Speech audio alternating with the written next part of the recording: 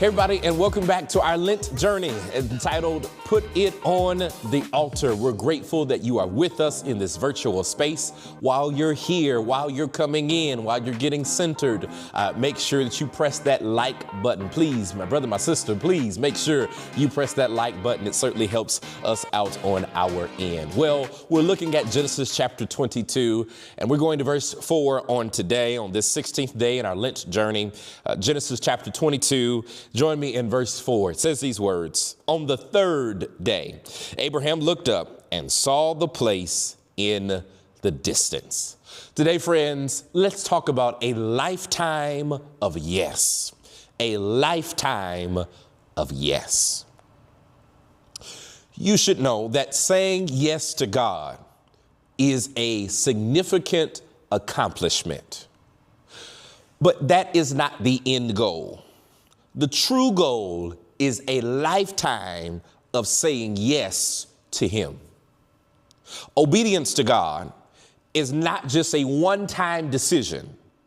It is a continual choice that we make every day. It's easy to say yes once. It's easy to step out on faith once. It's easy to do the right thing once. But true obedience requires consistency.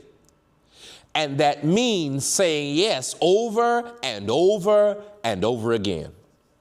Following God's way is not just about one mere moment of commitment. It is about a lifelong dedication of yielding our will unto the Lord. We see this outlined in Genesis chapter 22, verse 4. Abraham exemplifies what this kind of obedience looks like.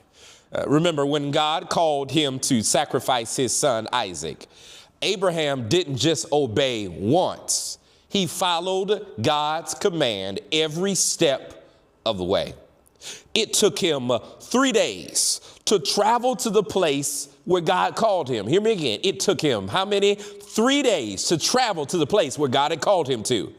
And each day on that journey, Abraham had to say yes to God. Day 1 had to say yes. Day 2 had to say yes. Day 3 still had to say yes. When he woke up in the morning, he had to say yes to God. When he got dressed, he had to say yes to God. When he gathered his things, he had to say yes to God. When he had to go and travel a long distance each day, he had to say yes. When he went to bed, yes, even then, he had to say yes to God. And then keep on saying yes until he reached the place in which God told him about. Now, like many of us, he likely had doubts and some questions and maybe even some temptations to turn back and forget this whole thing. But every day he chose to trust God and to follow through with his yes. Friends, may our obedience reflect that same perseverance and commitment as Abraham's. Because God doesn't just want a yes for a moment. He desires a lifetime of willingness to follow him, no matter how long the journey or how difficult the task. While we face the option to turn back, while we face the options to give up, while we face the options to let doubt and fear control us, my prayer is that we choose to say yes to God regardless of the obstacles that we face.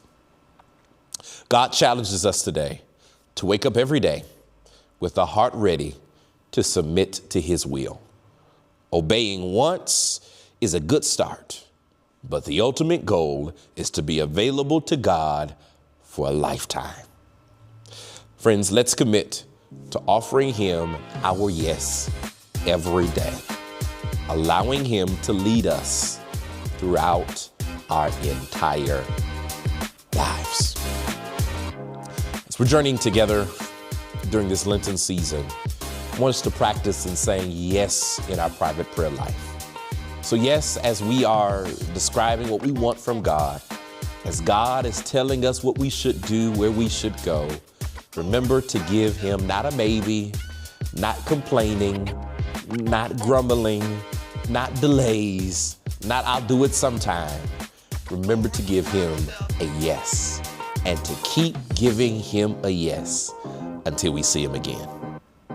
Friends, keep joining us every single day, Monday through Saturday, on this Lenten journey as we strive to see how God is calling us to put it all on the altar and to give him a complete, a continual, and a consistent yes. I'll see you next time.